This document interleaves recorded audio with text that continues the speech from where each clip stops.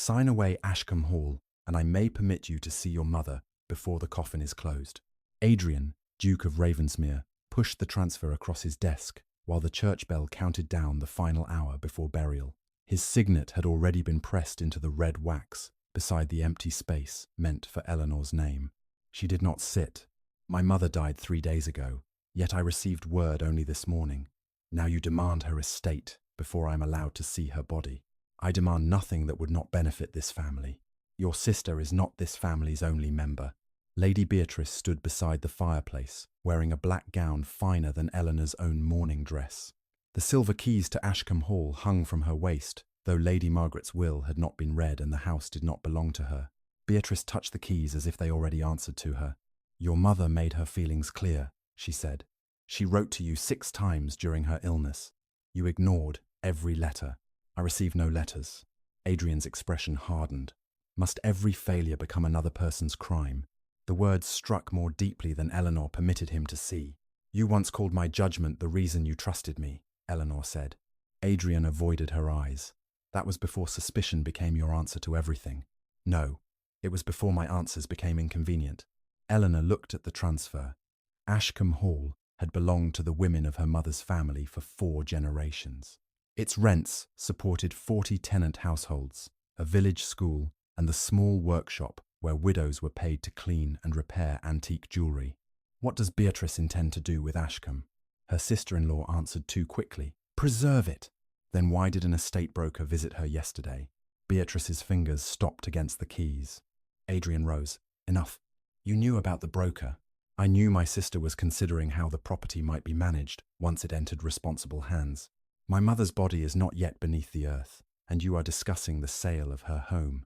It will settle obligations that affect the Ravensmere name. There, it was not grief, not concern for neglected land, but debt. Adrian had borrowed heavily from Lord Carrow after 3 failed harvests and a disastrous investment arranged by Beatrice. The debt was due within 10 days. If Ravensmere could not pay, Carrow could seize the family's unentailed property and expose Adrian's insolvency before every creditor in London. Ashcombe was valuable enough to clear the debt. It did not belong to Adrian. That was why Beatrice needed Eleanor's signature before Lady Margaret's true heir could appear. She picked up the pen. Relief flickered across Beatrice's face. Eleanor placed its point directly into the candle flame. The feather curled, blackened, and collapsed. No. Adrian's jaw tightened. You are refusing your last opportunity to attend. I am refusing to purchase the right to mourn my own mother. He crossed to the door and opened it. 2 footmen waited outside. Her Grace is not to leave Ravensmere House until the burial is complete. Eleanor's breath caught despite her resolve. You would imprison me here? I would prevent another public spectacle. You could postpone the burial until the physician's report is examined. I have examined enough. No, Adrian, you chose enough. For one instant, uncertainty entered his eyes. That morning, Eleanor had found 2 death dates among the papers delivered from Ashcombe. The physician's certificate stated that Lady Margaret had died shortly before midnight on Tuesday. The burial license recorded her death on Monday afternoon. Adrian had seen the contradiction. He turned away from it. You are not welcome at the funeral, he said. If you appear, I shall state publicly that your neglect hastened Lady Margaret's death. Beatrice lowered her gaze, hiding satisfaction. The footman escorted Eleanor upstairs. Her maid, Lucy, was waiting in the dressing room beside the morning gown Adrian had forbidden her to wear. A strip of black ribbon lay across the bed, beside the small magnifying lens Eleanor used when examining gemstones. I could not reach your mother, Lucy whispered. All the Ashcombe servants were dismissed yesterday. Yesterday? Lady Beatrice's orders. Eleanor looked toward the window. The chapel road could be seen beyond the iron gates, already crowded with carriages. Help me dress. His Grace ordered. My husband has given many orders today. We need not assist him with all of them. They worked quickly. Eleanor removed the pearl pins from her hair and replaced them with plain jet combs. Beneath her gloves, her hands trembled, not from Adrian's threat, but from the possibility that her mother had called for her and died, believing she had chosen not to come. Lucy fastened the final button. How will you pass the guards? I will not use the gates. The old servants' passage opened behind a linen cabinet and descended toward the abandoned orangery. Eleanor had discovered it years earlier while tracing a missing Georgian necklace. 10 minutes later, she emerged beyond the eastern wall, with mud along her hem and the church bell tolling above the trees. She reached Ashcombe as the coffin was being carried from the house. Adrian stood at the head of the mourners. His face changed when he saw her, but Eleanor walked past him before he could speak. The undertaker raised a hand. "Your Grace, the coffin has been sealed. Open it. The burial license contains a date that contradicts the physician's certificate." Murmurs spread through the mourners. Beatrice hurried forward. "This is precisely the disgrace we feared." Eleanor turned on her. "Why were my mother's servants dismissed before her burial?" "To protect the house." "From whom?" "From you." Adrian caught Eleanor's arm. "Leave now, and I may still prevent this from becoming public." "It became public when you accused me before your household." The undertaker looked between them, then reluctantly removed the lid. Lady Margaret lay beneath a black veil, her hands folded over a silver prayer book. A gold serpent bracelet circled her right wrist, its green stone shining beneath the chapel candles. Eleanor stopped breathing. She had repaired that bracelet herself at 17, after discovering the emerald clasp was false. Her mother had sold it 12 years ago to pay a tenant child surgeon. Eleanor leaned closer. The dead woman's chin was too narrow. A pale scar crossed the base of her thumb, one her mother had never possessed. "That is not Lady Margaret," said a man behind them. The mourners turned. A mud-covered stranger stood in the chapel doorway, clutching the missing bracelet's broken emerald clasp. "She gave me this at dawn," he said, "and if you bury that coffin, the men holding your mother will kill her before midnight." Adrian released Eleanor's arm and faced the stranger. "Who are you?" "Samuel Reed, Your Grace.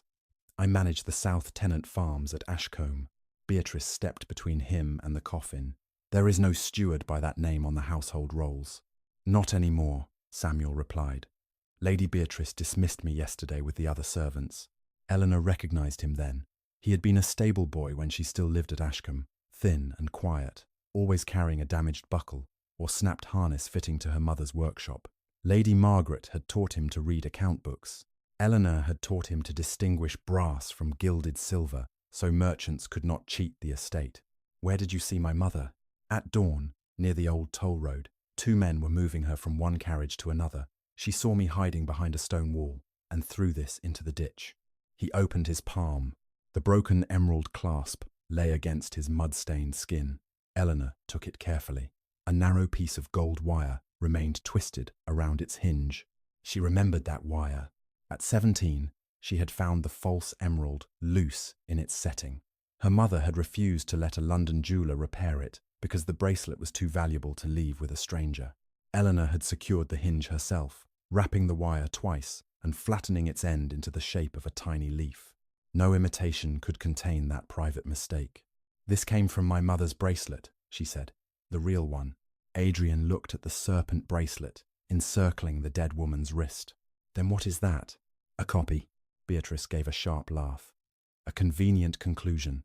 Eleanor recognizes a piece of wire, and suddenly a dead woman becomes an imposter. Eleanor removed her magnifying lens from her reticule and examined the bracelet on the body without touching it. The scales were stamped by machine. My mother's bracelet was engraved by hand.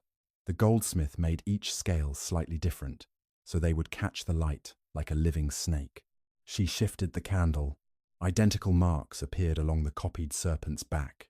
"The clasp is newly soldered," Eleanor continued, "and the green stone is glass." The undertaker leaned closer. "How can you know that without removing it?"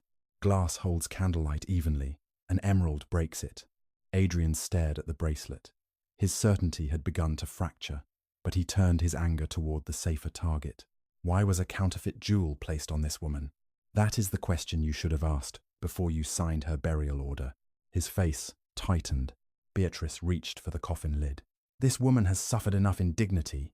Eleanor blocked her hand. "No one closes this coffin. You have no authority here.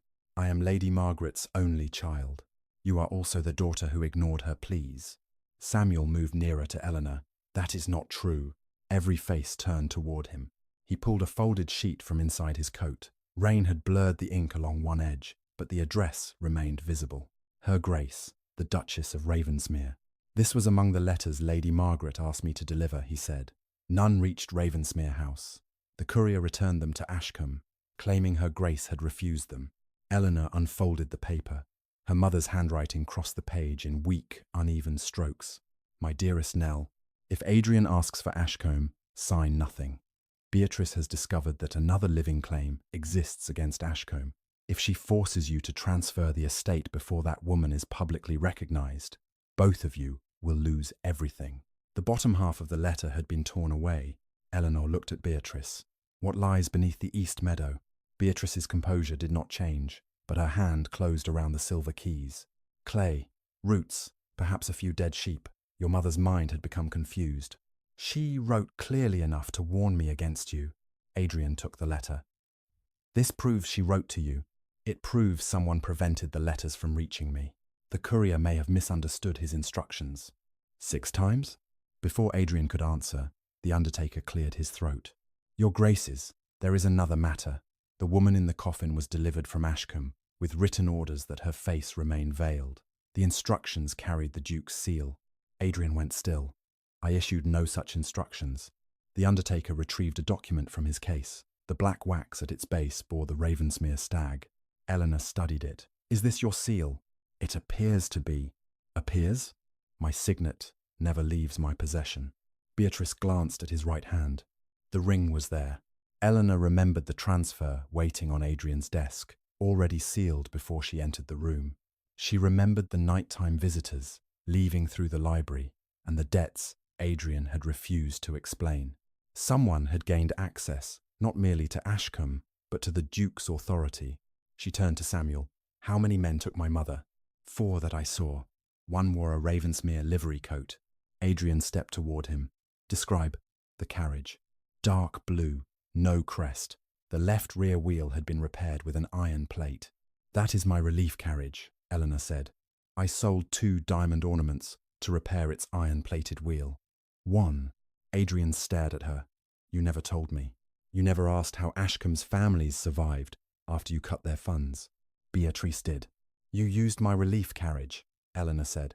I did no such thing. You had the keys to Ashcombe before my mother was declared dead. You dismissed the servants. You knew which carriage could travel without attracting suspicion. Adrian moved beside his sister. An accusation is not proof. No, Eleanor said. That is why I will investigate before I condemn anyone. The words silenced him. She returned the broken clasp to Samuel. Keep this in your possession. Show it to no one unless I am present. Beatrice extended her hand. It belongs to Ashcombe. It belongs to Lady Margaret, who is still alive. Adrian lowered his voice. Eleanor, if kidnappers are involved, this must be handled discreetly. Lord Carrow arrives tonight. A scandal could destroy the appointment and every agreement tied to it. My mother's life is not an inconvenience to your career. Careless action may kill her, so may the silence you have demanded from me all day. Eleanor faced the undertaker. Lock the chapel. Keep the body here under guard. No burial, no removal, and no further examination without a magistrate and a physician present. Adrian's eyes narrowed. You are giving orders on Ravensmere land. I am protecting the evidence you tried to bury. The church clock struck 4. Samuel flinched at the sound. There is something else. When Lady Margaret threw the clasp, one of the men struck her. The other stopped him and said they needed her hand steady. Done. Steady for what? Eleanor asked. He said she must sign the Ashcombe papers before 9 tonight. Eleanor looked down at her mother's unfinished letter. Parliament, the East Meadow, and Beatrice's haste were connected, but the land transfer Adrian had placed before her could not have required Lady Margaret's signature if Eleanor had already inherited the estate.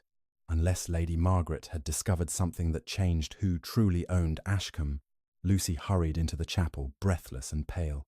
Your Grace, I came through the servants' passage. Someone searched your rooms after you left.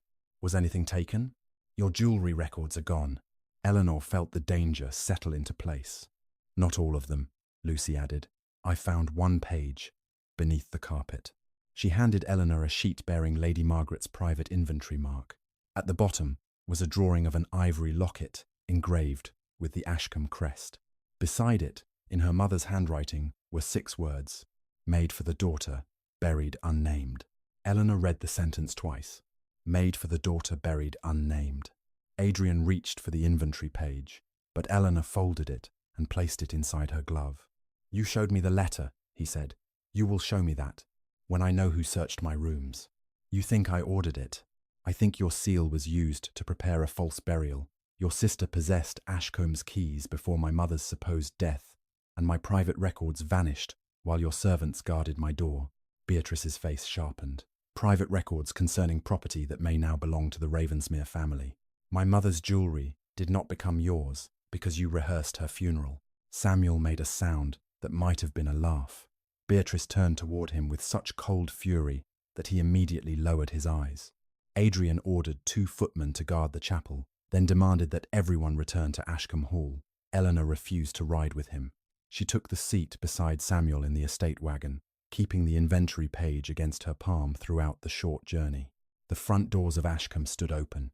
Men Eleanor did not recognize carried boxes from the drawing room into Beatrice's blue carriage. Paintings had been removed from the walls, leaving pale rectangles against the faded green silk. Silver candlesticks, porcelain figures, and her mother's collection of mourning brooches lay arranged on a dining table beneath numbered paper tags. Eleanor stepped directly in front of the nearest porter. "Put that box down." He looked toward Beatrice. "She has no authority here," Eleanor said. Adrian entered behind her. "Until Lady Margaret is found, nothing leaves this house." The porters obeyed him. It should have felt like a victory. Instead, Eleanor noticed that Adrian had not defended her ownership. He had merely suspended Beatrice's claim until the crisis passed. Beatrice removed the silver keys from her waist and placed them in Adrian's hand. "You asked me to secure the valuables," she said softly. "I did what you requested." Eleanor looked at him. "You gave her permission?" "Only after the report of Lady Margaret's death, before the will was read. The house required protection.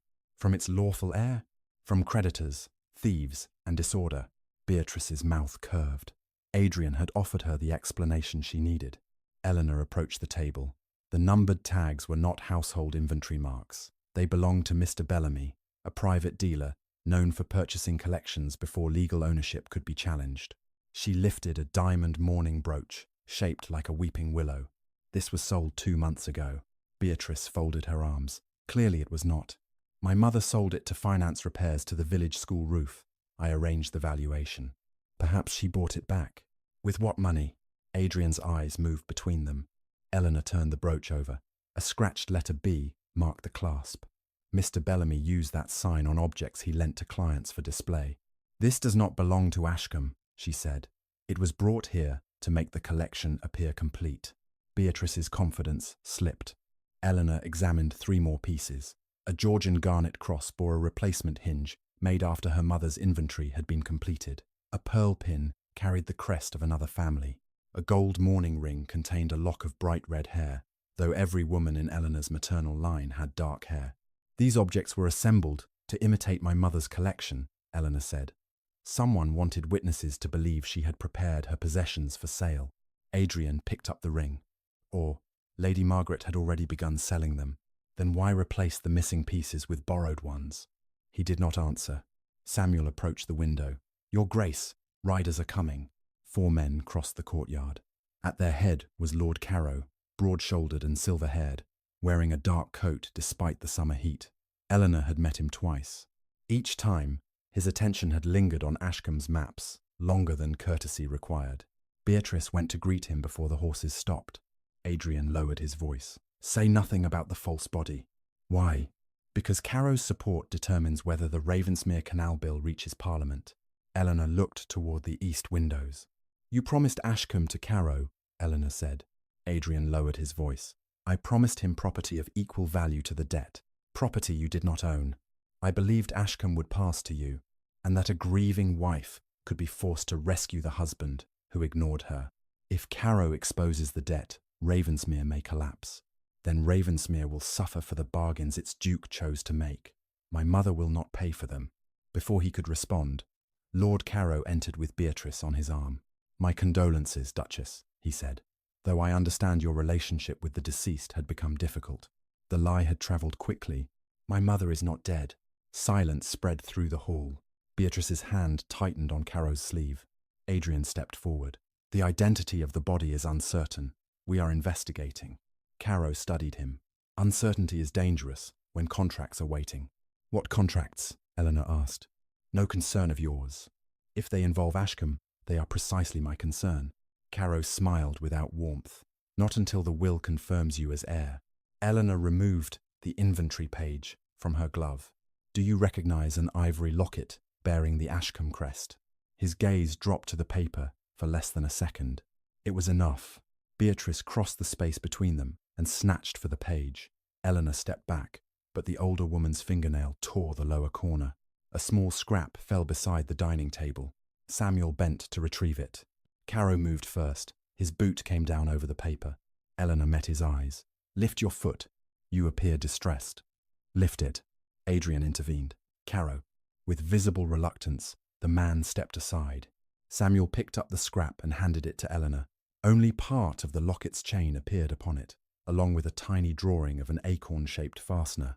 Lucy whispered, I have seen that clasp. Where? On a necklace worn by the woman who came to Ravensmere House last week. She said she was Lady Margaret's new companion. Beatrice laughed. Servants confuse people every day. I remember her because she asked which window belonged to the Duchess, Lucy said. That same night, someone entered her Grace's study. Eleanor turned to Adrian. Was this companion mentioned in any letter? No. Yet you will still say the missing records, the intercepted letters, the false corpse, and the stolen seal are unrelated. Adrian looked at Caro, then at his sister. The evidence is incomplete. Beatrice exhaled softly. Eleanor understood then that Adrian was no longer refusing the truth because he could not see it. He was refusing because accepting it would threaten his appointment, his canal bill, and the political future for which he had already sacrificed her. A maid entered carrying a silver tray. This was delivered for the Duchess. Upon the tray lay a plain wooden box bound with black thread. Eleanor opened it carefully. Inside rested the ivory locket from her mother's drawing. A strand of dark hair was trapped beneath its cracked glass, and the acorn clasp had been stained with fresh blood. Beneath it was a narrow strip of paper. Bring the Ashcombe transfer to St. Orison's ruins at 8. Come alone, or your mother will be buried beside the daughter, no one named. Eleanor looked up. Beatrice was no longer smiling. For the first time, she was looking at Eleanor not as an obstacle that could be humiliated, but as the one person capable of destroying everything. Eleanor examined the ivory locket without lifting it from the box. Before Eleanor could touch the locket, Lucy caught her wrist. That is not blood, she said. A bottle of red jeweller's varnish disappeared when someone searched your rooms. Eleanor smelled the sweet resin rising from the clasp. The warning had been staged with material stolen from her own work table. Then they do not need my mother's blood to frighten me, she said. They need me to believe they have already drawn it. Adrian looked toward Beatrice. Who knew where Eleanor kept that varnish? Beatrice answered without hesitation. Any servant might have known. No, Lucy said. Only someone who entered her Grace's locked study. Adrian looked at Beatrice. Who knew Eleanor could identify this? My mother, every worker in our jewellery room, and anyone who stole my records. Eleanor opened the locket. Inside was a miniature portrait of a young woman with dark hair and grey eyes. She wore no jewels except a narrow silver chain. The painted face resembled Lady Margaret in youth, but the mouth was softer and the brows less arched. On the opposite side, beneath the strand of hair, someone had scratched a date. The 17th of October, 1781. Eleanor went still. She had been born in 1786. Her mother had once mentioned a daughter who lived only a few hours, but the child's name had never appeared in the family Bible. Eleanor had assumed the infant was buried near Ashcombe's private chapel. 5 years before I was born, she whispered. Samuel looked over her shoulder. The unnamed daughter? Perhaps. Caro tapped his cane against the floor. A dead infant has no bearing on tonight's exchange. It has enough bearing for the kidnappers to mention her twice. Eleanor removed the miniature and found a thin circle of paper beneath it. 4 words had been written around the edge. Where the first daughter sleeps. St. Orison's ruins were not merely the meeting place. The kidnappers believed the unnamed child had been buried there. Adrian reached for the paper. Eleanor closed the locket. We will prepare the transfer they requested. Beatrice's eyes brightened. At last, some sense. I did not say I would sign it. Eleanor asked Lucy to bring sealing wax, heavy paper, and the magnifying lens from the wagon. From the dining table, she selected one of the false mourning rings and pressed its raised design into softened black wax. "What are you doing?" Adrian asked, giving them something they will accept at a distance. "You intend to deceive armed men holding your mother. I intend to learn whether they truly hold her before surrendering an estate that supports 40 families." Adrian lowered his voice. "This is not one of your jewelry puzzles. No, jewelry is more honest. A false stone cannot order a woman buried." He flinched. Eleanor copied only the first page of the transfer, folded blank sheets beneath it, and tied the document with black ribbon. The forged bundle would resemble Adrian's proposal without containing a signature or legal terms. Samuel watched her secure the knot. "Lady Margaret used that same fold for private inventories," he said, "because it cannot be opened and retied without disturbing the corners." Eleanor showed him the small diagonal creases beneath the ribbon. "If someone opens this before we reach St. Orison's, we will know." Adrian summoned the local constable and gave quiet instructions. Eleanor heard Samuel's name and stepped between them. "You are not arresting him. He witnessed a kidnapping and concealed information until the funeral. He came here at great risk. He also carried the kidnapper's object. The clasp was thrown to him by my mother. So, he claims." "Ah." Samuel's face drained of colour.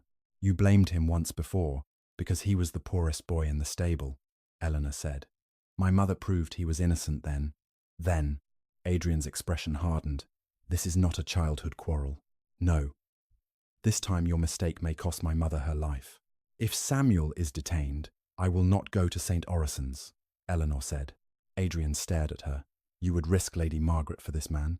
"I would risk your plan, not my mother. Samuel knows the toll roads and the carriage tracks. Your constable does not." Beatrice approached Adrian and spoke softly enough to appear reluctant, but loudly enough for everyone to hear. "She protects him very fiercely. Perhaps that explains why she visited Ashcombe so often without you." The insult crossed the room like a drawn blade. Samuel stepped back. "Your Grace, I swear." "Do not defend me against filth," Eleanor said. Adrian's gaze settled on her. Hurt appeared first, then suspicion willing, familiar suspicion, made easier by years of distance between them. "How frequently did you meet him?" he asked. Eleanor's throat tightened. "My mother and I employed him." "That was not my question." "No. Your question was whether your wife's defense of an innocent man proves she is unfaithful." Beatrice lowered her eyes, concealing another victory. Eleanor turned toward the assembled servants. "Samuel Reed helped Lady Margaret deliver coal, food, and medicine to Ashcombe's tenants for 6 winters. The money came from jewels I sold because Ravensmere refused further household funds. If defending him cost me my husband's trust, then I have learned how little that trust was worth." Silence followed. Lucy moved to stand beside Samuel. It was a small act, but the other Ashcombe servants saw it. One by one, 2 maids and an elderly gardener stepped closer to him. Eleanor had protected a witness. In doing so, she had exposed a network of loyalty Beatrice had failed to erase. Lord Carrow broke the silence. "This emotional display wastes time. Give the transfer to Beatrice. She can deliver it, while the rest of us remain here." No," Eleanor said. "The message was addressed to me. Then the Duke will accompany you. The message says to come alone." Adrian took his coat from a chair. "I will follow at a distance." Eleanor studied him. "If you intend to help me, you will obey my instructions." "I do not take instructions from my wife." "Then remain here with the sister you trusted over her." He looked toward Beatrice.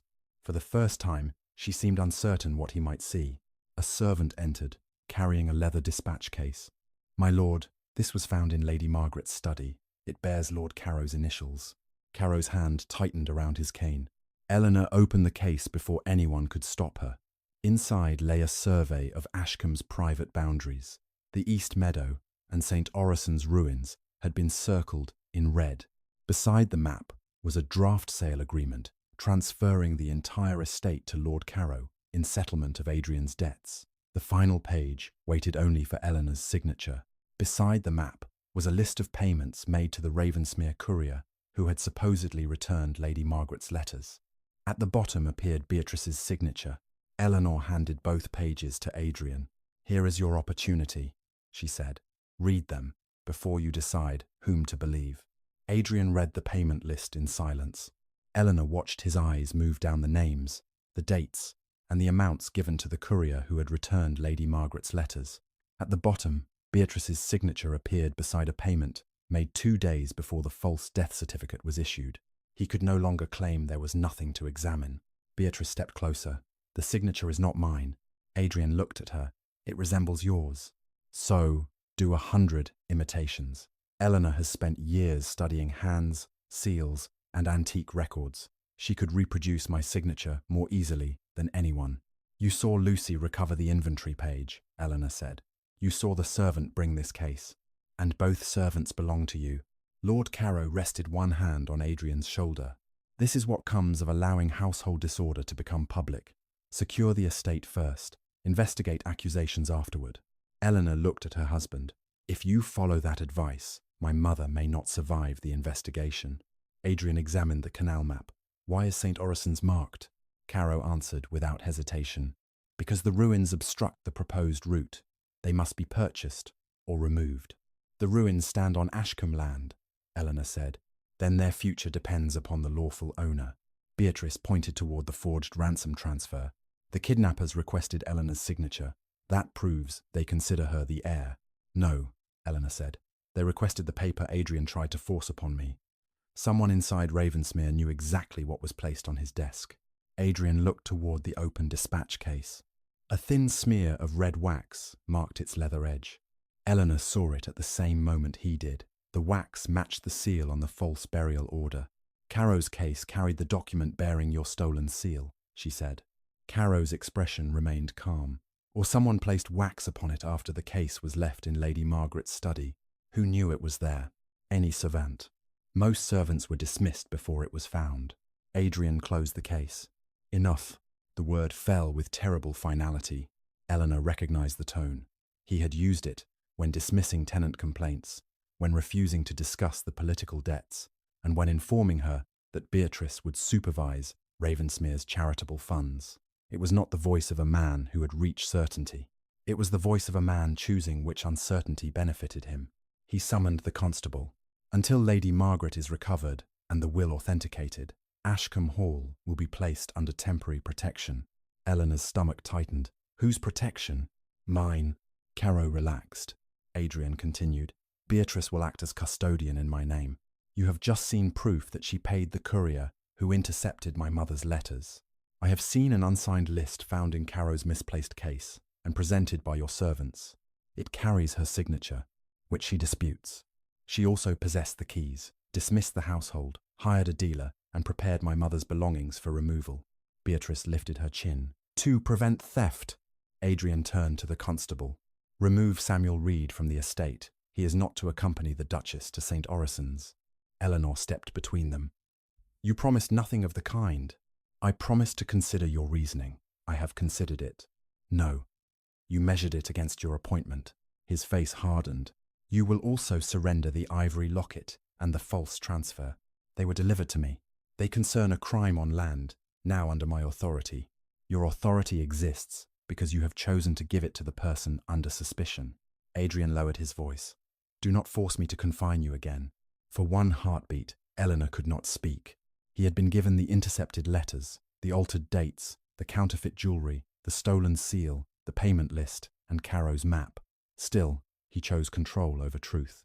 The marriage she had defended for 9 years did not break with a shout. It broke in the quiet space after his threat. Eleanor removed her wedding ring. Adrian stared as she placed it beside the canal map. You may control the doors of Ravensmere House, she said. You will not control what I know, whom I protect, or what I sign. A muscle moved in his jaw.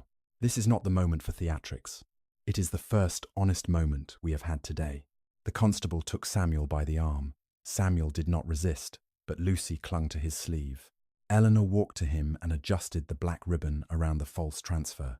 As her fingers touched the fold, she slipped the original inventory page beneath the cuff of his coat. Remember the leaf-shaped wire, she whispered. His eyes met hers. He understood. If he escaped or was released, he was to protect the clasp and the surviving record. Beatrice seized the wooden box. Adrian took the forged transfer. You will travel to St. Orison's with me, he told Eleanor. Beatrice and Caro will remain here. No, you wish to protect your mother. I will not enter an ambush while the two people connected to it remain free to act. Caro gave an offended laugh.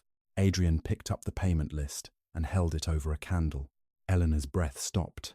If this paper is genuine, he said, its information can be reconstructed from the courier's accounts. If it is false, it will only inflame the household. The flame caught the lower edge. Beatrice's signature blackened first. Eleanor lunged forward, but the constable blocked her. The paper curled into ash inside Adrian's hand. He had destroyed the first direct link between his sister and the intercepted letters. Beatrice looked almost grateful. Adrian dropped the burning remains into the fireplace. We leave in 10 minutes. Eleanor did not plead. She turned to Lucy. Go to the village school. Tell the families I have not abandoned Ashcombe. Ask them to remain in their homes, regardless of any notice they receive tonight. Beatrice's head snapped toward her. That reaction was answer enough. The land scheme did not end with Lady Margaret's signature. The tenants were also meant to be removed before the canal route became public. Lucy hurried toward the servants' door. Caro struck his cane once against the floor. The constable moved to stop her. Eleanor stepped in front of him. Touch her, and every servant in this house will know the Duke of Ravensmere prevented a message from reaching families threatened with eviction. Adrian's face changed, but he did not countermand the constable. Lucy was seized. Eleanor's final hope that he might choose differently disappeared. Then a deep explosion shook the windows. Glass shattered across the dining room. Beyond the east meadow, black smoke rose from the direction of the village school. A rider galloped into the courtyard, shouting that armed men were setting fire to the tenant cottages. Beatrice whispered, "How dreadful!"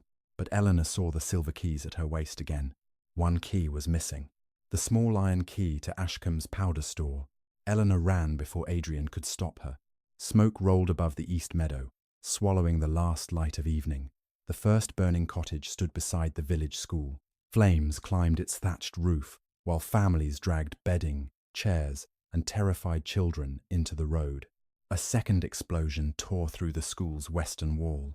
Eleanor stumbled, then forced herself onward. "The powder store!" Adrian shouted behind her. "Beatrice, where is the key?" His sister remained on Ashcombe's steps. "I returned every key you gave me." Eleanor looked at the silver ring hanging from Beatrice's waist. The smallest hook was empty. "You removed the powder key before surrendering the others. Anyone might have taken it. Anyone did not know which one opened that store." Lord Caro called for his riders, but they did not move toward the fire. Instead, they formed a line across the road to St. Orison's ruins. Adrian noticed. "What are your men doing?" "Protecting the land promised as payment," Caro replied. "Those tenants occupy property that should have been vacant before tonight. Children are trapped in that school. My men were not hired as firemen." The answer struck Adrian like a blow. He had brought Caro's men onto Ashcombe land. He had placed the estate under Beatrice's authority. Now, neither rank nor anger could make them obey him. Eleanor reached the schoolyard as part of the roof collapsed. "Mrs. Hale!" she shouted to the schoolmistress. "How many are inside?" 3 children. They hid in the cellar when the first blast sounded. The front entrance was already burning. Villagers threw buckets against the flames, but the well rope had been cut and the pump handle removed. This was no warning fire. Every means of fighting it had been disabled. Eleanor studied the building. Her mother had repaired the school roof using the money from the diamond brooch. During those repairs, Eleanor had insisted that a narrow delivery door be added beside the coal cellar. "The west wall," she said. "There is another entrance beneath the ivy."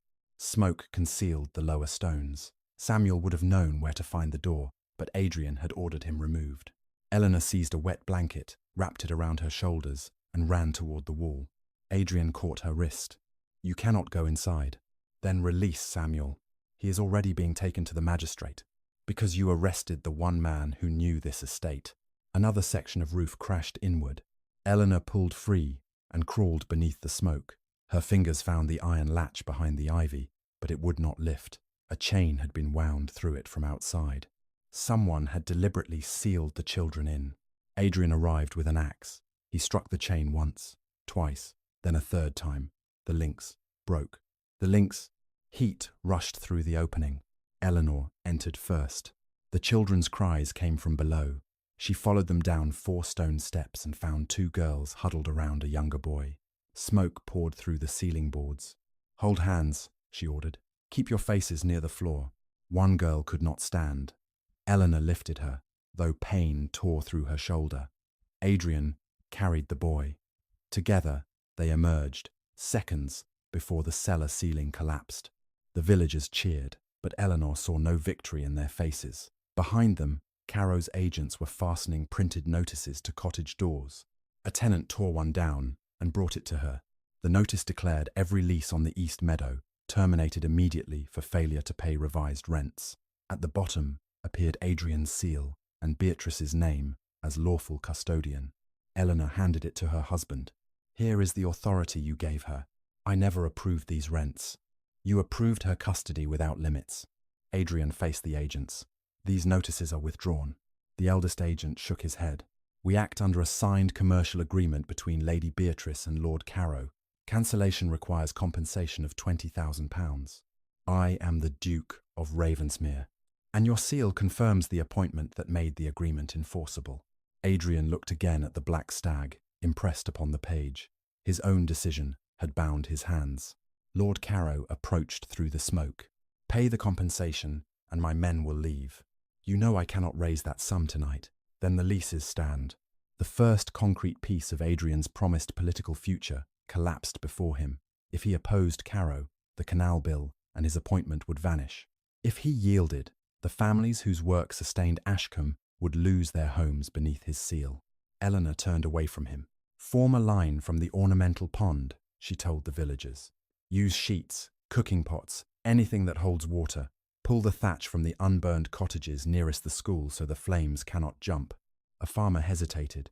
"The notices say we must leave." "Dan, the notices cannot lawfully remove you tonight. Stay together. Witness everything," said S. Her confidence moved through them.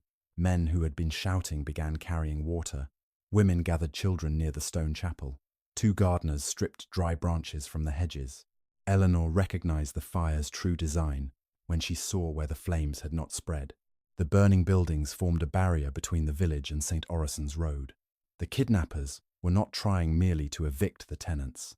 They were preventing anyone from reaching the ruins. "My mother is being moved," she said. Adrian turned. "The message ordered us there at 8. It was meant to keep us preparing for an exchange while the village burned. Look at Caro's men. They are guarding the road, not the house." Caro's. Caro's calm finally broke. "You are making a reckless accusation." "No, I am observing your choice." She pointed toward the canal map, protruding from his dispatch case. "The ruins are marked because something beneath them could stop the canal. My mother discovered it. The unnamed daughter's grave is connected to the title, and you need both removed before Parliament meets." Beatrice came down the road, holding a handkerchief over her mouth. "You care more for old bones than for your living mother. I care about why you need both women silenced." Adrian stepped toward Caro. "Order! Your riders, aside." Caro did not move. "If you interfere now," Caro said quietly, "I will call every Ravensmere debt at sunrise. Your creditors will strip the private estates before the week ends, and London will learn that its proud duke is insolvent." Adrian's face went pale. He had tried to sacrifice Ashcombe because it was the only valuable property Caro could not already seize. Adrian's face went pale. Eleanor saw the true price of his ambition at last.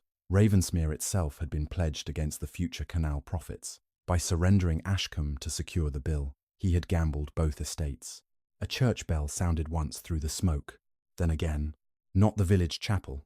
The deeper tone came from St. Orison's ruined bell tower, where no bell had hung for 30 years. Samuel appeared on the far hill, running with one hand bound, and the inventory page raised above his head. He had escaped the constable. "Your Grace!" he shouted. "They found the grave." "Ah!" A rifle cracked from Caro's line. Samuel fell. Eleanor ran toward him, but Adrian caught her as a second shot struck the ground at her feet. Across the meadow, riders emerged from behind the ruins with a covered carriage between them. Through its narrow window, Eleanor saw a pale hand pressed against the glass.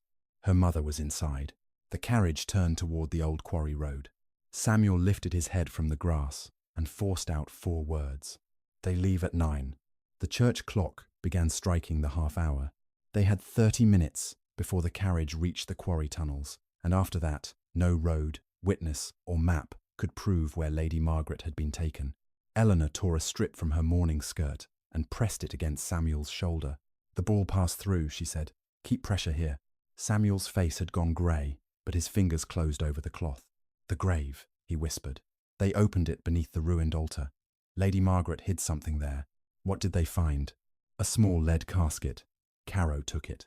Adrian called for his horse. Caro's riders still blocked the road, and the covered carriage was already disappearing toward the quarry. No command from the Duke would overtake it now. Eleanor looked toward the smoking school. "Mrs. Hale, take Samuel to the stone chapel. Lucy, gather every lantern and ask the tenant women for vinegar, clean cloth, and boiled water. The chapel is our infirmary and meeting place from this moment." Adrian stared at her. "Ashcombe Hall has proper rooms. Ashcombe Hall is controlled by your custodian. I can remove Beatrice. You could have refused to appoint her." The words landed between them. Eleanor helped lift Samuel onto a door removed from one of the cottages. 4 villagers carried him toward the chapel. No one waited for Adrian's permission. That was Eleanor's new authority, not inherited, granted, or sealed, but earned through years of appearing when the tenants needed her. She turned to the old farmer holding an eviction notice. "Mr. Hale, how many quarry entrances remain open?" 2. The north tunnel and the drainage passage near the abandoned lime kiln. "The carriage cannot enter the drainage passage." "No, Your Grace, but a person can." Eleanor faced Adrian. "If you follow me, you obey me. No constables, no shouting my mother's name, and no attempt to take the locket or any evidence from my possession." His pride rose visibly.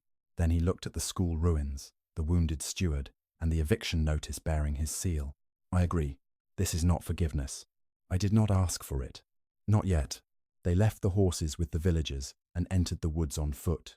Eleanor carried the ivory locket, the false transfer, and the magnifying lens. Adrian carried a pistol and the canal map taken from Caro's case. The drainage passage began behind the lime kiln. Cold water covered the stones, reflecting their lantern in broken ribbons.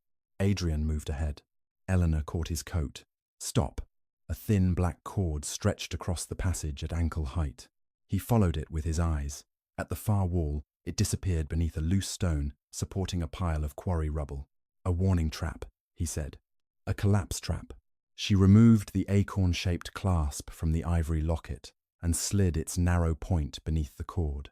The clasp held the tension while Adrian placed a wedge beneath the stone. Only then did they step over it. "My mother taught you that?" he asked. "She taught me to look at what does not belong. The cord is dry. Everything else in this passage is wet. Let." He looked at her as if he were seeing the method rather than merely benefiting from it. They reached a ventilation shaft overlooking the main quarry chamber. Below, the covered carriage stood empty. Beatrice argued with 2 hired men, while Caro held a lantern above a lead casket. Lady Margaret sat bound to a wooden chair. Her silver hair had come loose, and a bruise darkened one side of her face. But she was alive. Eleanor gripped the stone ledge until her nails hurt. Adrian touched her shoulder. She moved away from his hand. Caro forced open the casket. Inside lay a bundle wrapped in oilcloth and a second ivory locket. Lady Margaret laughed, despite the blood on her lip. "You have found exactly what I intended you to find." Caro tore away the oilcloth. A document lay beneath it, bearing several old seals. "The Ashcombe marriage record," Beatrice said. "Not a marriage record," Lady Margaret replied. "A declaration of birth." Eleanor looked at the miniature inside her own locket. The document proved that Anne was Lady Margaret's first lawful daughter. Until Anne's identity and claim were formally resolved, neither Lady Margaret nor Eleanor could give Caro an uncontested transfer of Ashcombe. Beatrice had not hunted Anne because Anne wanted the estate. She had hunted her because Anne's existence made Ashcombe impossible to sell in secret. Beatrice seized the document. "Where is the rest?" "Safe." Caro stepped closer to Lady Margaret. "Your daughter will sign before the night ends. My daughter understands the difference between property and people. That is why you will never defeat her." Adrian closed his eyes briefly. For years, Eleanor had sold personal jewels to repair schools, fund coal deliveries, and protect tenants, while he assumed Ashcombe's charitable work cost Ravensmere nothing. Lady Margaret's words forced him to see what Eleanor's silence had concealed. "I did not know about the diamonds," he whispered.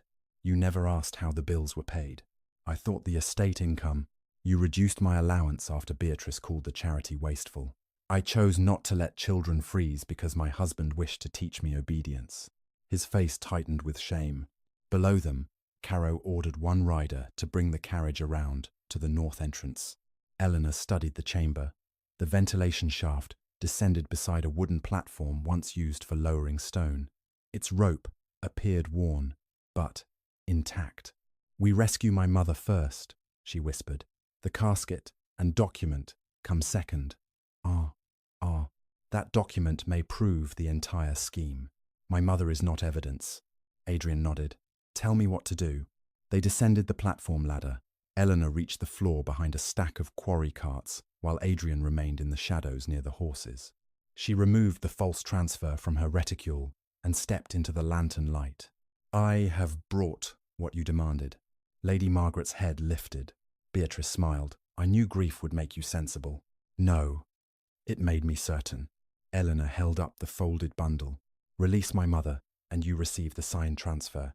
Caro motioned to one of the hired men.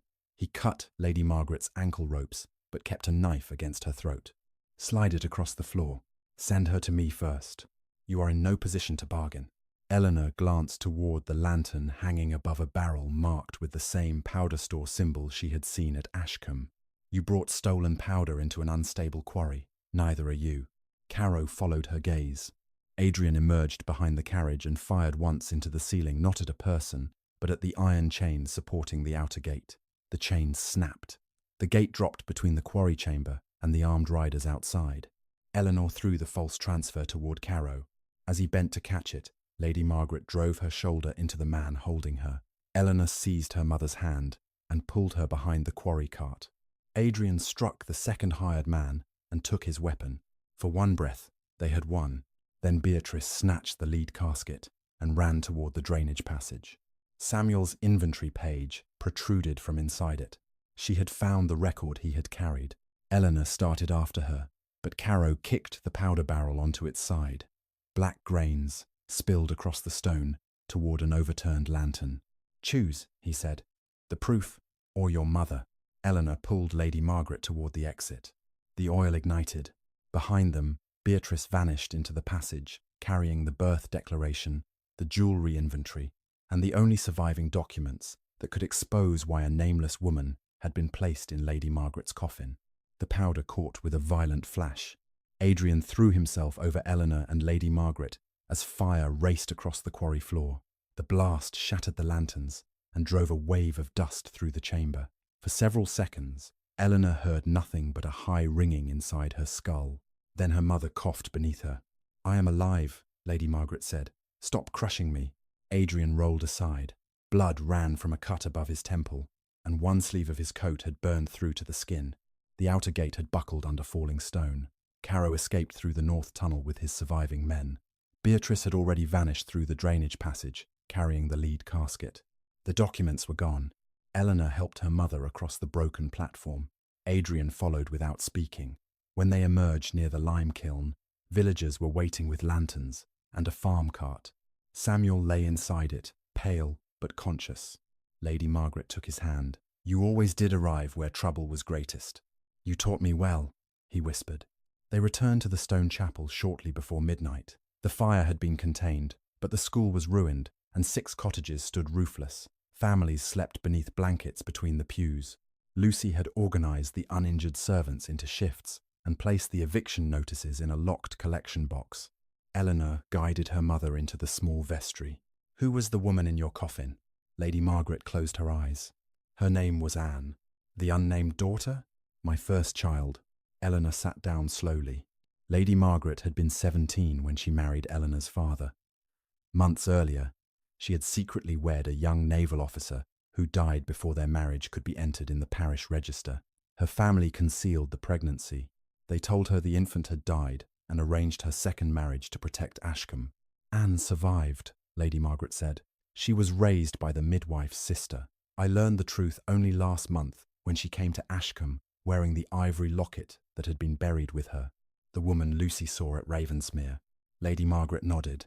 Anne wanted no title and no wealth. She wanted her name restored. The declaration in the lead casket proved she was my lawful daughter and established her interest in the private Ashcombe property. And Beatrice learned about it. She overheard us. If Anne appeared before Ashcombe was transferred, Caro could not receive an uncontested title. Her existence would expose the secret sale, prevent the estate from being used to settle Adrian's debts, and reveal why Beatrice had arranged Lady Margaret's false funeral. Eleanor's voice dropped. So they killed her. Lady Margaret's hands began to shake. They told me she had escaped. I did not know she was the woman in the coffin. Eleanor held her mother as grief finally broke through her composure. Across the thin wall, children murmured in their sleep.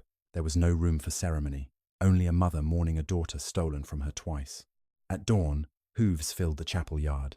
The county magistrate entered with armed constables. Beatrice followed him, wearing a torn dress and carrying the lead casket. Caro walked beside her. He had returned not as a fugitive, but as an accuser. Beatrice placed a scorched document upon the chapel table. My brother's wife abducted Lady Margaret and arranged a false funeral to delay the lawful transfer of Ashcombe, she announced. When we discovered her fraud, she lured us to the quarry and attempted to destroy the evidence. Lady Margaret rose. That is a lie. Caro bowed. Your distress is understandable. We have statements from your physician describing confusion, violent suspicion, and declining judgment. I dismissed that physician when he tried to drug me. The Duchess persuaded you to believe so. The magistrate looked toward Eleanor. Beatrice opened the casket. The birth declaration had been burned through its centre. The seals remained, but the names and crucial lines were gone. Samuel's inventory page had disappeared entirely. The surviving fragments show only that a female child was born, Beatrice said. They do not identify the corpse or establish any inheritance. Caro produced the false transfer Eleanor had brought to the quarry. This was found beside the powder barrel. The Duchess created it. She admits as much. I created an unsigned copy to protect my mother, or to deceive your own accomplices after they demanded payment. The story was absurd, yet carefully built from real objects stripped of their meaning. The villagers knew Eleanor had saved the children, but none had witnessed the kidnapping itself. Samuel had seen Lady Margaret in the carriage, but Beatrice's lawyer would describe him as a dismissed servant under Eleanor's influence. Then the magistrate held up a paper bearing Adrian's signature, the temporary custodianship order. Your Grace, he asked, did you place Lady Beatrice in control of Ashcombe because you feared your wife was acting irrationally? Every face turned toward Adrian. If he agreed, Eleanor could be confined, her mother declared incompetent, and the estate transferred before the truth reached Parliament. His canal bill and appointment might still survive. Adrian looked at Caro, then he looked at Eleanor's bare hand. No, he said. Beatrice stiffened. I placed my sister in control because I valued Lord Caro's political support above my wife's judgment. Caro's expression changed. Adrian continued. I saw conflicting death dates. I saw evidence that letters had been intercepted. I saw my sister's signature on a payment list and red sealing wax upon Caro's case. I burned that list to prevent scandal. I threatened to confine the Duchess when she refused to surrender Ashcombe. The magistrate stared at him. You destroyed evidence? Yes. Do you understand what this admission will cost? My appointment, the canal bill, perhaps Ravensmere itself. Adrian faced the gathered tenants. The eviction order exists because I granted authority to the wrong person after my wife warned me not to do so. Any harm done under that authority began with my decision. Eleanor felt no triumph. His truth came too late to restore Anne, the school, or the years in which he had turned doubt into punishment. But it prevented her arrest. Caro spoke coldly. The Duke is injured, and clearly not himself. Beatrice seized the scorched declaration and held it over a candle. The magistrate moved too slowly. The remaining parchment burned. The old seals melted and dropped onto the table. Within moments, the last apparent proof of Anne's identity became ash. Beatrice smiled through tears, intended for the room. There is nothing left but the Duchess's story. Eleanor looked toward the chapel's locked collection box, the counterfeit serpent bracelet still held under guard, and the ivory locket in her reticule. The proof had not vanished. It had changed shape. She remembered the scar on Anne's thumb, the borrowed jewellery arranged at Ashcombe, the bracelet sold 12 years earlier, the unnamed daughter who had returned wearing a locket supposedly buried with her. Then Eleanor understood Beatrice's fatal mistake. Beatrice had described the locket as having been found beside the corpse, but at the funeral, the locket had never been displayed, mentioned, or entered in the undertaker's inventory. Only Anne, Lady Margaret, Eleanor, and the person who stripped the body before burial could have known it existed. Eleanor closed her hand around the acorn-shaped clasp. She could not merely accuse Beatrice. She needed Beatrice to reveal that impossible knowledge before witnesses. Eleanor faced the magistrate. Call an open hearing at Ashcombe Hall this afternoon. Bring the undertaker, the physician, every servant who handled the body, and Mr. Bellamy, the dealer whose jewellery was placed inside the house. Beatrice's smile faded. What do you intend to prove? The magistrate asked. Eleanor looked directly at her sister-in-law. That the woman who claims she never met Anne can describe a jewel she could only have removed from Anne's dead body. By noon, Eleanor had turned the open hearing into something Beatrice could not quietly control. The tenant families remained together in Ashcombe's great hall. Samuel rested near the front beneath a physician's care, with the broken emerald clasp locked inside a clear glass case beside him. Lucy held the chapel collection box containing every eviction notice. The undertaker stood beside the counterfeit serpent bracelet, which had remained under his guard since the coffin was opened. Eleanor placed the ivory locket beneath a folded cloth. No one but the magistrate knew it was there. Adrian entered without his ducal sash. Word of his confession had already reached Lord Carrow's political allies. 2 had departed before breakfast, and a 3rd had sent a letter withdrawing support for the canal bill. Adrian took a place among the witnesses rather than beside Eleanor. It was the first correct decision he had made without being instructed. Beatrice arrived wearing mourning black. Carrow accompanied her with a lawyer and 3 men from the canal company. She attacked first. My sister-in-law has converted a family tragedy into a public performance, Beatrice told the room. She manufactured a false transfer, encouraged servants to steal private papers, and exploited Lady Margaret's frailty to protect an estate she feared losing. Carrow's lawyer raised the burned edge of the birth declaration. There is no readable name upon this fragment. No living claimant has appeared. No record proves that the deceased woman was related to the Ashcombe family. Murmurs spread among the tenants. Eleanor waited until they faded. Who ordered the body buried under Lady Margaret's name? The undertaker stepped forward. The written instructions carried the Ravensmere seal. Did the Duke deliver those instructions? No. A woman brought them from Ashcombe. Is she present? The undertaker looked toward Beatrice. She wore a veil.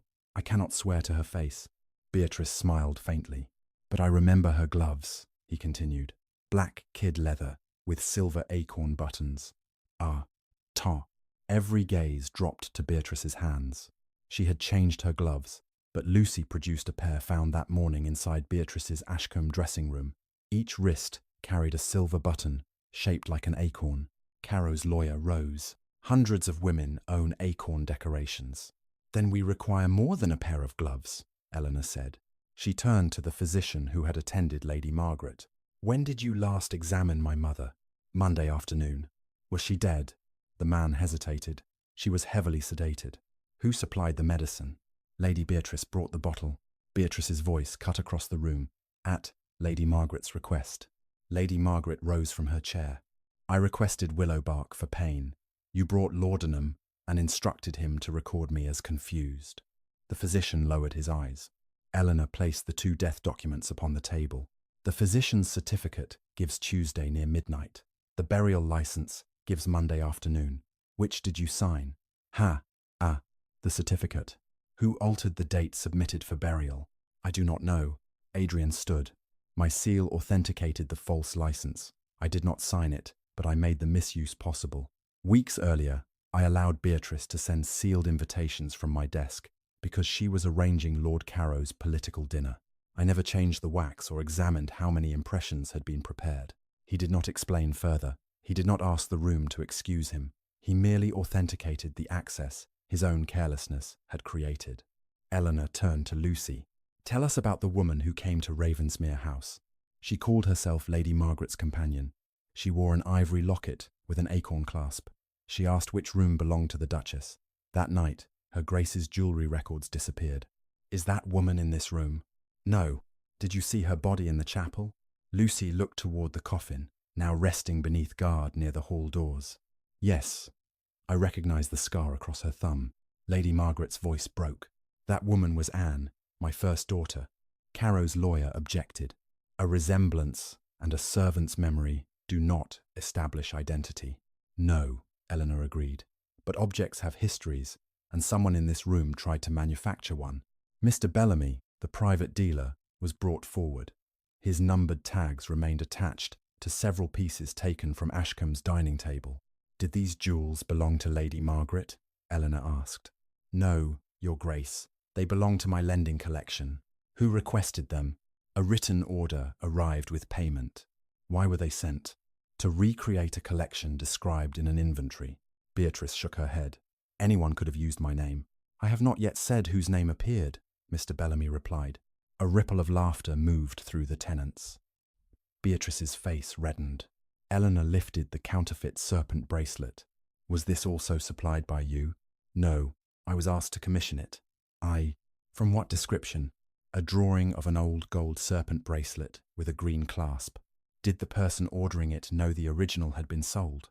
No, she insisted it remained in Lady Margaret's possession.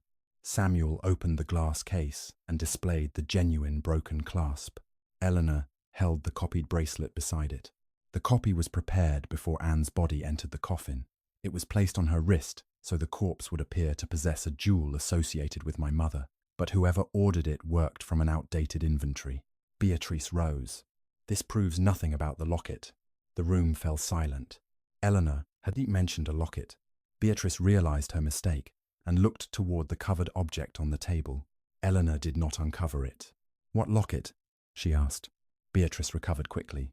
The one referred to throughout this ridiculous story. Referred to by whom before today? Your servant. Lucy testified that Anne wore an ivory locket. She did not say it was removed from the body. Beatrice glanced at Caro. Eleanor continued. At the funeral, the undertaker listed a prayer book, a bracelet, 2 rings, and a mourning pin. No locket. Yet when the ransom box was delivered, it contained Anne's ivory locket stained with false blood. Someone removed it before the body reached the chapel. Caro's lawyer stood again. That person might have been any kidnapper. Yes. So, let us determine who possessed it. Eleanor uncovered 3 ivory lockets laid side by side. Lucy had borrowed 2 similar pieces from the village families that morning. Only one belonged to Anne, but the acorn clasp had been removed from it. Lady Beatrice, Eleanor said, you claim your knowledge came only from hearing others speak. Identify Anne's locket. I cannot. Then identify the one you referred to moments ago. They are alike. Not to the person who handled the original. Beatrice refused to answer. Eleanor turned to Mr. Bellamy. You received the written order for the counterfeit bracelet and the borrowed jewels. Was anything included to ensure you copied the correct Ashcombe design? Yes. What? A rubbing taken from the back of the original locket. It showed the family crest and a repair mark beneath the hinge. Eleanor lifted Anne's locket. The hinge remained hidden from the room. Who delivered that rubbing? Mr. Bellamy looked toward Beatrice and Caro. Before he answered, the magistrate placed the original order upon the table. Its final page had been folded beneath the others.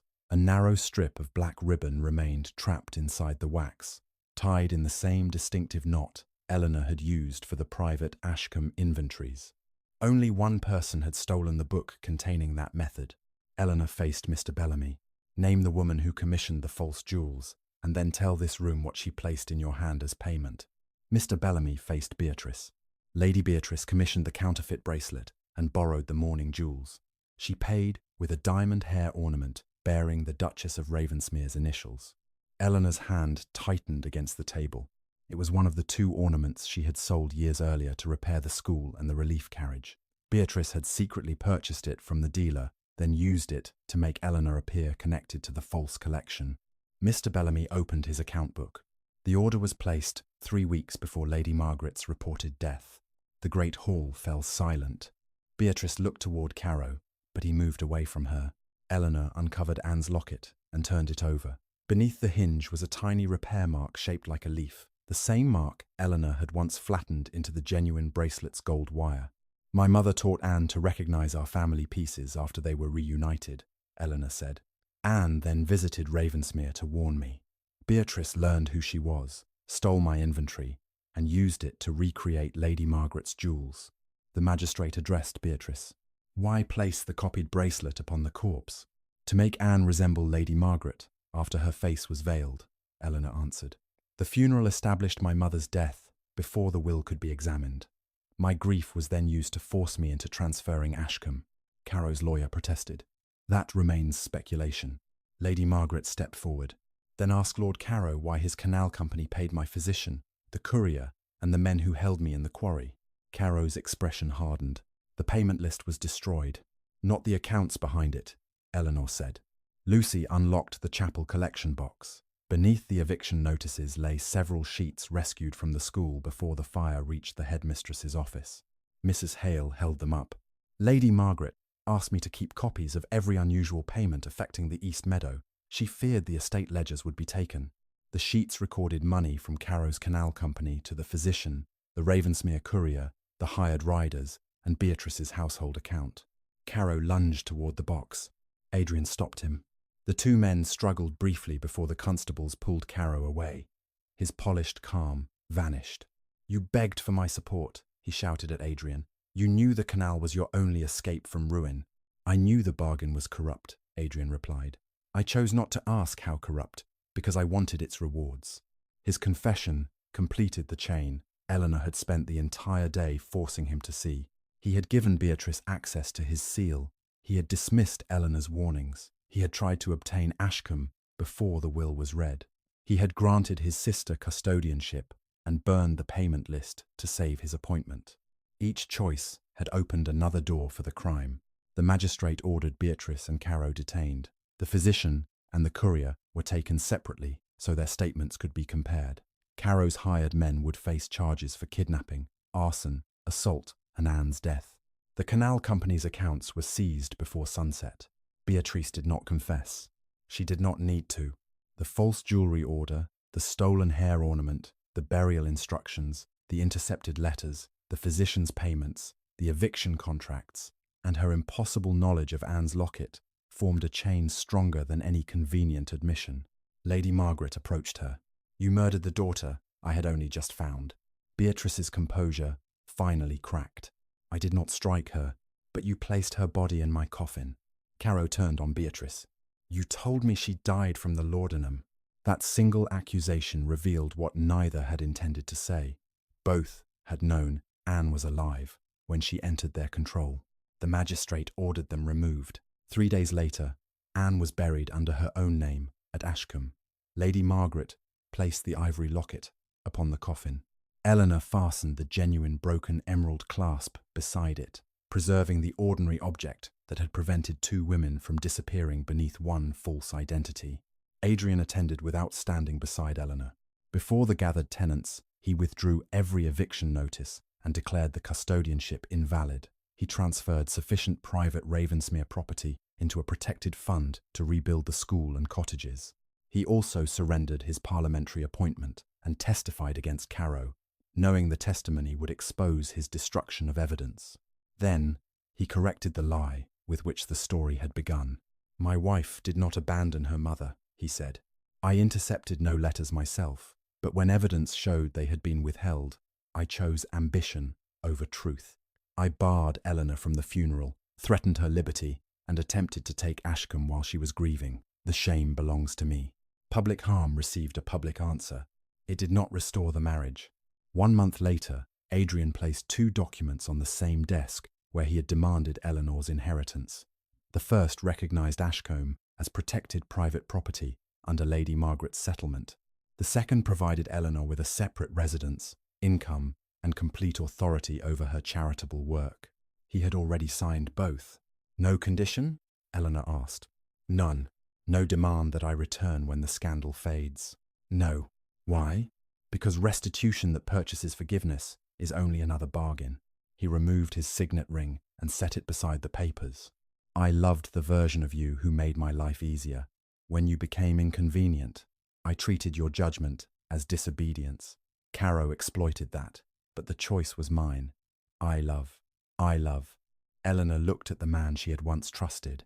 His remorse was real, so was the damage. I believe you regret it, she said. Hope entered his face. But regret is not the same as safety. I will not spend the rest of my life wondering which ambition will make you doubt me again. The hope disappeared, and he accepted its loss without argument. Eleanor signed the separation agreement. This time, the pen did not burn in a candle flame. No locked gate, funeral, or dying woman forced her hand. She signed because the choice belonged to her. By autumn, the rebuilt school opened beside Anne's workshop, where widows and tenant daughters learned to identify gemstones, repair clasps, and keep commercial accounts. Samuel managed the estate roads after his recovery. Lucy supervised the workshop and kept its keys. Lady Margaret retained her rooms at Ashcombe, though she no longer slept behind a locked door. On the morning the first students arrived, Eleanor stood before the estate's entrance, holding the same silver keys Beatrice had once worn as trophies. A messenger brought a letter from Adrian. She did not destroy it. She did not answer it. Not yet. Eleanor unlocked the gates herself and handed the smallest key to a young apprentice waiting beside her. "Open the workshop," she said. The girl turned the key. Sunlight entered the room, striking the repaired jewels until each imperfect stone cast its own unmistakable light. The girl turned the key, and sunlight entered the workshop. "No woman should have to surrender what is hers simply to be believed," Eleanor said. Then she stepped aside and let the women enter first.